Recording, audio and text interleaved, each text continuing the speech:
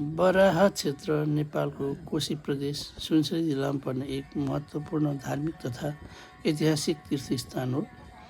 यहाँ भगवान विष्णुको बराह अवतारको पूजा गरिन्छ, जसले पृथ्वीलाई दैत्य हिरण्यक्षबाट बचाएको विश्वास गरिन्छ।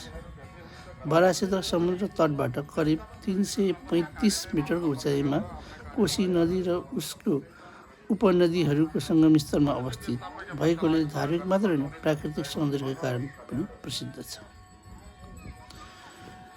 यो क्षेत्र हिन्दूहरूको प्रमुख 4 धाममध्ये पर्ने पवित्र स्थलहरूमध्ये एक मानिन्छ, जहाँ प्रत्येक वर्ष विशेष गरी माघे सङ्क्रान्ति र एकादशीका बेला हजारौँ भक्तजन स्नान तथा दर्शनको लागि आउँछ। बराह क्षेत्रलाई सांस्कृतिक, पुरातात्विक र आध्यात्मिक दृष्टिले महत्त्वपूर्ण मानिन्छ र यहाँका मन्दिरमा परम्परागत तथा पर्वहरूले यस ठाउँलाई अझ आकर्षण बनाएको छ।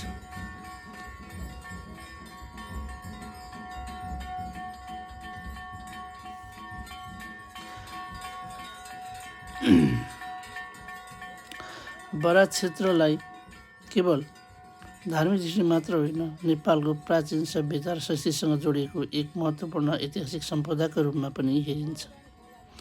यहाँ भेटिने शिलालेख, पुराना मन्दिरको संरचना र स्थानीय कथाहरूले यो स्थान धेरै पुरानो सभ्यताबाट विकसित भएको सङ्केत दिन्छ।